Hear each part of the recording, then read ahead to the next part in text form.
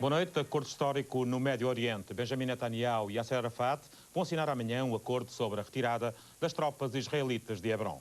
Uma prenda de Natal para judeus e palestinianos. O primeiro-ministro israelita Benjamin Netanyahu e o presidente palestiniano Yasser Arafat encontram-se amanhã para finalizar o acordo de Hebron. Têm sido intensas as negociações. Por um lado, Dennis Ross, o enviado especial do presidente Clinton para o Médio Oriente, esteve com Yasser Arafat e no final do encontro não escondia a sua satisfação. We had a very good discussion tonight. The negotiators will meet again tomorrow and the work will continue. Ross partiu logo a seguir para o Cairo, aparentemente para apresentar ao presidente Hosni Mubarak o acordo concluído sobre a retirada das tropas israelitas de Hebron. Por sua vez, Benjamin Netanyahu encontrava-se com uma delegação palestiniana chefiada por Mahmoud Abbas, o número 2 na hierarquia palestiniana. O encontro teve lugar num hotel de Jerusalém Ocidental. Foi a primeira vez, desde outubro, a altura em que se iniciaram as conversações, que uma reunião deste género teve lugar. A retirada das tropas israelitas de 80% do território de Hebron, na Cisjordânia, deveria, segundo os acordos de paz, ter ocorrido em março passado. No Peru, mantém-se o cativeiro para 140 pessoas retidas na Embaixada do Japão. O governo de Lima não cede e os guerrilheiros Tupac Amaru reafirmam as suas exigências. O comando rebelde já avisou que a libertação de 225 reféns foi o seu último gesto de boa vontade. A libertação dos 225 reféns foi um momento de grande emoção no exterior da residência do embaixador do Japão em Lima. Muitos reencontraram-se com as suas famílias, mas no interior continuam sequestradas 140 pessoas. Os guerrilheiros já avisaram que este foi o seu último ato de boa vontade em vésperas da celebração natalícia e não cederam nem um milímetro nas suas reivindicações, ou seja, na exigência de libertação de mais de 400 membros do movimento Tupac Amaru presos no Peru. O governo, por seu turno, também não cede e o impasse mantém-se. O comando de guerrilheiros revelou também qual o critério que presidiu à escolha do derradeiro grupo de 140 reféns.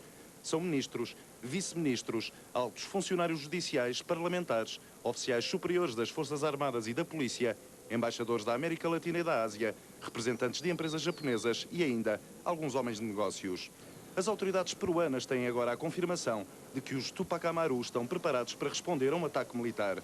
É que os reféns agora libertados revelaram que no interior da residência do embaixador existe armamento suficiente para, pura e simplesmente, a destruir por completo. Entre os reféns libertados estava o português João Melo de Sampaio, encarregado de negócios da União Europeia no Peru. O enviado especial da RTP Lima, Henrique Vasconcelos, ouviu o seu testemunho. Cerca de 24 horas depois da libertação dos últimos reféns, a situação na residência oficial do embaixador japonês em Lima continua sob vigilância máxima. Centenas de polícias e jornalistas acompanham passo a passo o desenrolar desta crise iniciada terça-feira passada. Esta tarde foram divulgadas imagens do assalto dos comandos dos Tupac Amaru, imagens captadas pelas câmaras de vigilância do edifício. Seguiram-se momentos de agitação e receio, recordados aqui pelo único português envolvido neste sequestro, o encarregado de negócios da União Europeia. É um grupo pequeno, é muita gente, portanto, inicialmente as mensagens que passam são mensagens um bocado terríficas, não é? Mas sentiram-se ameaçados? Foram ameaçados? Sim, eles a primeira vez referiram, somos Tupac Amaru, em princípio as pessoas devem saber quem nós não somos assassinos, somos seletivos, tentamos fazer operações bem realizadas, mas neste caso concreto nós estamos aqui para poder enviar, de onde os senhores ficam a saber que os senhores dependem do que o governo do Peru agora decidir. Está nas mãos do governo do Peru decidir o que vai acontecer a vocês, nós estamos aqui para tudo. Quais eram os receios então nessa altura? Bem, os receios eram que eles, efetivamente, a partir de uma certa altura, sentissem que tinham que pressionar o governo de maneira mais drástica. Esse um, mas o outro era que da parte de fora houvesse um ataque. Não é? E se houvesse um ataque de fora seria uma barbaridade. De qualquer maneira, também havia alguns elementos de confiança, que é o facto, isto passa na Embaixada do Japão, isto é território japonês, onde uma intervenção peruana tinha que ser coordenada com o Japão, e eventualmente o Japão não estava interessado em aventureirismos precipitados. Não é? Depois desta entrevista, Melo Sampaio foi para uma reunião da União Europeia. É o regresso ao trabalho depois do susto de um sequestro de 5 dias. Henrique Vasconcelos e Artur Pacífico, RTP, Lima. Por cá é a revolta dos polícias. A Associação Socioprofissional da PSP exige a libertação do guarda de Évora que alegadamente matou um jovem. E para manifestar a sua repulsa, os agentes já começaram a entregar as pistolas de serviço. Nas próximas 24 horas, os polícias vão andar desarmados nas ruas. Os agentes da PSP mostram-se revoltados pela prisão preventiva do guarda Severino, o polícia de Évora, que alegadamente atingiu um jovem assaltante. Vamos fazer aquilo que for preciso, tanto na rua como no plano jurídico, como nos contactos institucionais que começámos e vamos continuar a desenvolver, para que o agente Severino saia o mais rapidamente possível da situação em que está. Lamentamos profundamente que tenha havido uma decisão judicial nesse sentido. Não compreendemos como é que uma doutora juíza pode preferir uma coisa destas, enfim, com esta situação. Por isso, a Associação Socioprofissional da PSP propõe uma jornada de protesto. Durante 24 horas, os polícias vão andar na rua desarmados. Este ato de 24 horas é um ato simbólico e garantimos às pessoas, portanto, se há aí algum índiozinho esperto que pensa que durante essas 24 horas se vai governar, que se desengana. Nós vamos andar desarmados, mas vamos continuar a ser polícias. O Ministério da Administração Interna fez, entretanto, saber em comunicado que garantiu ao guarda Severino assistência e patrocínio judiciário. Évora viveu hoje um dia agitado, muita gente na rua e um buzinão numa demonstração de apoio à PSP.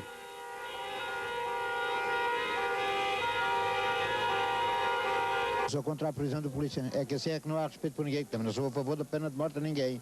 Mas, se calhar, se ele fez aquilo, é que ele, se calhar, desobedeceu à autoridade que ele levava, digo eu. Eu acho que está mal aí. Porque esta maneira do governo atuar assim é tirar a força à autoridade policial. E mal vai um país em que os ladrões e os gatunos deste país andam à solta e se prende aquelas pessoas que tentam tudo por tudo, tentar impor a verdade e a dignidade das pessoas que andam aqui. Os agentes da Polícia de Évora reúnem-se nesta terça-feira com o Comandante-Geral da PSP para analisar toda esta situação. Foi arquivado o processo do jovem seropositivo que faleceu no Hospital de Caxias. O Inspetor-Geral da Administração Interna considerou totalmente infundada a denúncia feita pela Associação de Apoio ao Recluso. A APAR acusou os agentes da polícia de terem agredido o jovem Fernando Pinto.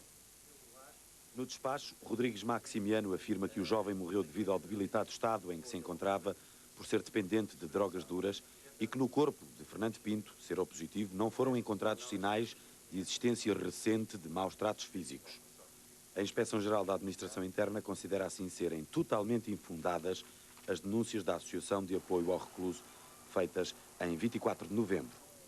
Rodrigues Maximiano pronunciou-se pelo arquivamento da queixa e pôs à disposição do Comandante-Geral da Polícia todo o processo de averiguações, caso a PSP entenda proceder civil ou criminalmente contra os responsáveis da acusação. Para o Secretário-Geral da Associação de Apoio ao Recluso, o Inspetor-Geral pode tecer os considerantes que entender. A APAR reafirma que o jovem Fernando Pinto terá dado entrada na Polícia Judiciária com sinais de espancamento, conforme foi confirmado pela diretora da zona prisional daquela polícia. As populações do Ribatejo estão indignadas. Acusam o governo de nada ter feito para impedir as cheias na região. A Direção Regional do Ambiente confirma que só em setembro começaram as operações de limpeza. Só por negligência ou incompetência nós podemos assinalar situações de desgraça ou de prejuízos em termos pessoais ou de outra natureza, enquanto houver cheias no Tejo. Esta foi a mensagem que o então Governador Civil de Santarém deixou à Ministra do Ambiente em 24 de janeiro de 1996. Na altura, Elisa Ferreira deixou um compromisso na mesa. Logo que o nível das águas o permita, vai ser feito um diagnóstico daquilo que são as medidas imediatas. Essas medidas passam naturalmente por repor diques, limpar margens, avaliar a própria destruição que as cheias causaram nos equipamentos de proteção. Passados 11 meses, Silvino Sequeira pediu a demissão do Governador Civil de Santarém e Reguengo do Alviela é já refém do Tejo há um mês. Nunca mais limparam no rio, era para altear aqui a estrada que a gente precisava bem dela. Esta água que aqui está, se fosse alteada como eles disseram, esta água nem estava aqui. Está tudo na mesma. E continua, que havia água, fizeram um pouco ou nada. Aqui, sem essas limpezas que faziam a Rina, não fizeram. E a estrada que faziam, não fizeram. E continua assim tudo. Em verdade, o relatório pedido pela Ministra do Ambiente foi entregue em março deste ano, mas só em agosto foram distribuídas funções e competências entre os Ministérios da Agricultura e do Ambiente. A Direção Regional de Ambiente e Recursos Naturais gizou um plano de intervenção. Mas, com exceção das câmaras municipais, as primeiras obras de limpeza de margens e diques começaram só em setembro. A primeira de todas foi a limpeza de dique de Escarpim, começou em setembro, com relativamente poucos meios, mas com muito boa vontade, com o pessoal desempregado do Centro de Emprego de Salvaterra, com um trator e com uma máquina que nós tínhamos, começámos a fazer a limpeza dos diques. Há intervenções mais de fundo que exigem obras que têm que ser concursadas e houve necessidade de fazer uma legislação especial que saiu agora em dezembro e, portanto, há uma série de obras que estão a arrancar agora, mas, digamos, são obras de outra natureza que não a limpeza dos diques, porque essas temos andado a fazer praticamente desde setembro. Não lhe parece que a limpeza dos diques só a partir de setembro, com um trator, sabendo que há quase 100 km de diques, é um pouco tardia? Como se diz aqui no ditado Portugal, mais vale tarde que nunca.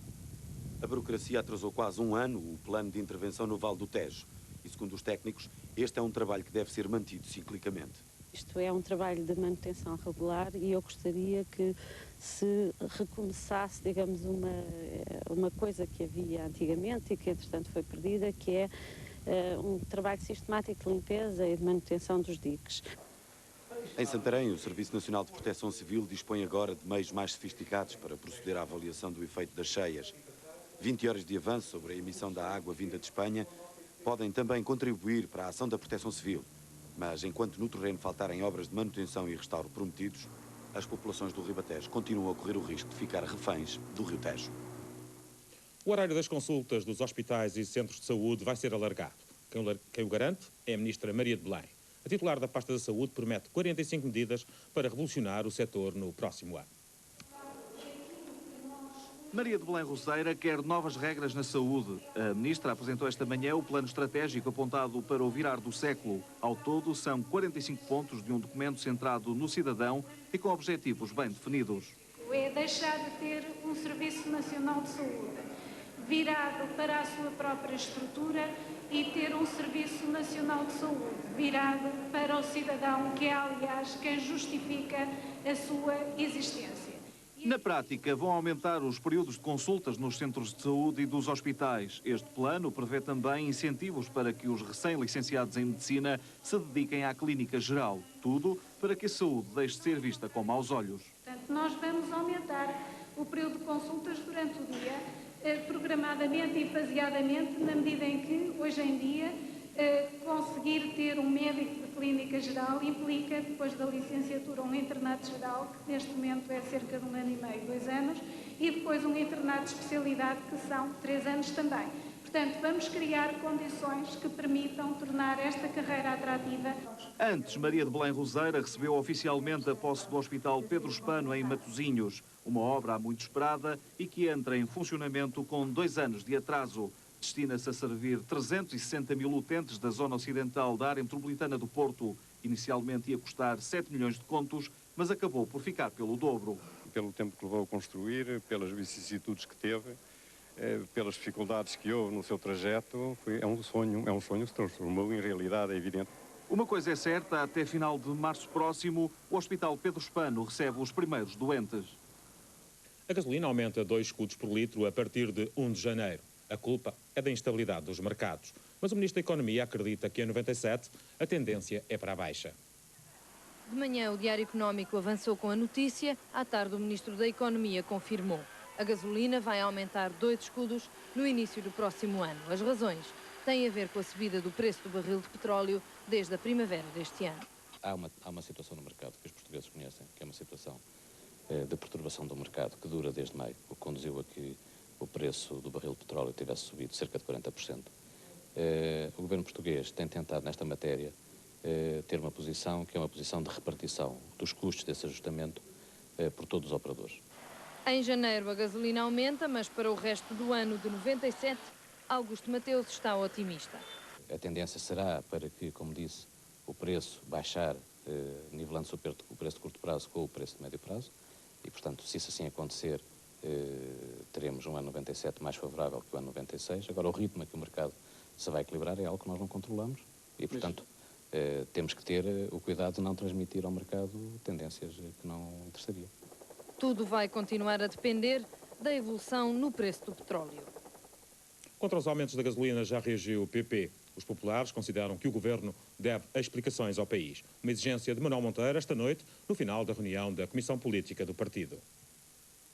Penso que o Partido Socialista deve uma explicação clara, que o governo deve uma explicação clara ao país e deve uma explicação clara ao Partido Popular. O Partido Popular tem o direito de exigir ao governo que explique por que razão é que estes aumentos são anunciados agora. Porque a ideia que nos surge é de que o governo pretendeu lançar para fora, neste momento, em época natalícia, em que as pessoas estão preocupadas com as suas compras e estão em ambiente familiar, a notícia de que ia fazer o aumento dos combustíveis para que as pessoas eventualmente se esqueçam.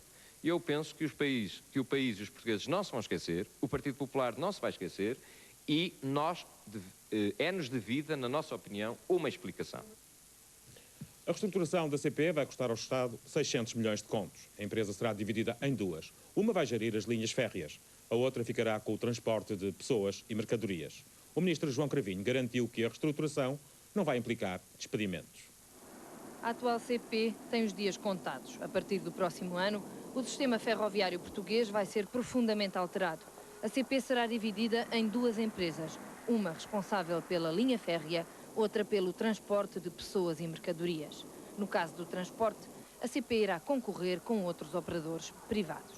A via férrea vai ser aberta a quem quiser e puder, de uma forma empresarialmente correta, prestar serviços de transportes. O Estado vai investir 600 milhões de contos na reestruturação da CP, mas o ministro garante que no ano 2000 a atual empresa será apenas uma triste recordação. No ano 2000 vamos ter comboios que prestem um serviço de qualidade, rápido, eficiente, seguro e ambientalmente mais favorável do que outros transportes, nomeadamente aqueles que dão origem ao congestionamento automóvel. Cravinho diz que a reforma é imprescindível e não poderá ser bloqueada por nenhum setor, mas promete que não haverá despedimentos. Os direitos adquiridos dos trabalhadores serão integralmente respeitados. Esta reforma não se baseia nos despedimentos. Não haverá uma política de despedimentos. Não aos despedimentos, mas algumas das 22 empresas subsidiárias da CP poderão fechar as portas. Os agricultores da região do Porto ofereceram leite e batatas à população, uma tentativa para convencer os consumidores a preferir os produtos portugueses. É por aqui que começa hoje a 124 horas. A Associação de Agricultores do Porto distribuiu gratuitamente leite e batatas a cerca de 1000 pessoas. O objetivo, sensibilizar os consumidores para a preferência de produtos portugueses. Não querem subsídios, apenas um preço justo pelos produtos e um maior controle nas fronteiras. Um ano de combate ao governo foi a promessa da CGTP por considerar um escândalo o acordo de concertação social assinado na passada sexta-feira. A central sindical ameaça desencadear ações de protesto ao longo do próximo ano. A população de Manique de Baixo, em Cascais, está revoltada. Não quer que 46 famílias, oriundas de bairros degradados, se instalem na povoação. Apresentaram hoje as suas razões ao Presidente da Câmara. José Luís Judas ouviu-os, mas não vai satisfazê-los por falta de terrenos. Boris Yeltsin regressou hoje ao Kremlin. A oposição continua a dizer que o Presidente não está capaz para assumir funções. A situação na Rússia continua como dantes.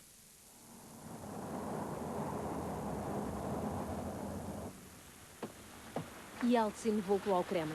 Depois de uma ausência de cerca de 6 meses e uma operação delicada ao coração, chegou rodeado da segurança habitual e tudo estava a postos para o receber. O Presidente mostrou-se bem disposto e pronto a combater para melhorar a vida do povo. Ну, я в своем интервью сказал вам, значит, первые, значит, задачи. Первое, это, конечно, значит, заняться заработной платой, заняться пенсией, заняться военными. Вот. Ну и рядом других вопросов. Pouco depois da chegada, discutiu planos de trabalho com o chefe da sua administração, Anatoly Chubais, e tomou conhecimento do que foi o trabalho da equipa que, durante a sua ausência, governou a Rússia. No regresso, Yeltsin não encontra grandes novidades. Mantém-se os problemas salariais, que ele agora diz que vai resolver, ao mesmo tempo que aposta numa reforma militar. Mas a Rússia chega ao fim de 1996 sem ter encontrado o caminho para ultrapassar o equilíbrio relativo e condicional em que vive. Na Sérvia, o presidente Milosevic vai ser alvo amanhã de uma manifestação de apoio ao regime. Os seus fiéis estão mobilizados, mas a oposição não desarma e hoje passou a contar com o apoio dos agricultores. Na Sérvia, adensam-se os protestos. A oposição ao presidente sérvio pôde contar hoje com o apoio dos agricultores. Cortaram com os tratores as estradas do norte da Sérvia, exigindo os pagamentos em atraso. Os estudantes continuam a sua contestação pelas ruas e, em Kraljevo, cruzaram-se com os apoiantes do presidente Milosevic, havendo ameaças de confronto. Milosevic começou já a reunir as forças que o apoiam, pretendendo fazer uma grande manifestação em favor do seu regime. No entanto, a Nova Democracia, aliada no poder dos socialistas, afastou-se desta manifestação, marcada para amanhã, dado o receio de confronto entre apoiantes e opositores ao presidente sérvio. Valentim Loureiro quer devolver credibilidade ao futebol português. O Major tomou hoje posse como presidente da Liga de Clubes. Uma cerimónia marcada pelas ausências anunciadas do Benfica e do Sporting. Sala cheia com algumas das principais figuras do futebol português, a que faltaram apenas os presidentes do Sporting e do Benfica. Facto a que Valentim Loureiro não deu grande importância. O novo presidente da Liga apresentou-se disponível para devolver credibilidade ao futebol português. Eu quero garantir aqui que nós estamos disponíveis para o desempenho destas tarefas de uma forma gratuita e por mera carolice, mas com vontade de limpar algum do bom nome que o futebol deve ter e que nenhum de nós tem o direito de realmente manchar. No caminho que assume querer percorrer, Valentim Loureiro pede apoio à comunicação social. Ao convidarmos para esta sessão solene todos os responsáveis da comunicação social a nível dos seus maiores dirigentes, da televisão, das rádios e dos jornais, nós quisemos dar uma prova pública de que temos consciência de que sem a vossa colaboração e disponibilidade não é possível credibilizar uma atividade que tem sido posta em causa, na minha maneira de ver, em termos exagerados, e que é o futebol. A finalizar, Valentim Loureiro aproveitou a presença do secretário de Estado do Desporto para pedir o apoio do governo aos clubes de futebol, independentemente das cores partidárias dos seus dirigentes. Bem, chegamos ao fim. Amanhã, atendendo à quadra natalícia, não há 24 horas. Assim, em nome de toda a equipa que diariamente prepara este bloco de notícias, desejo-lhe um bom Natal. Eu volto quarta-feira.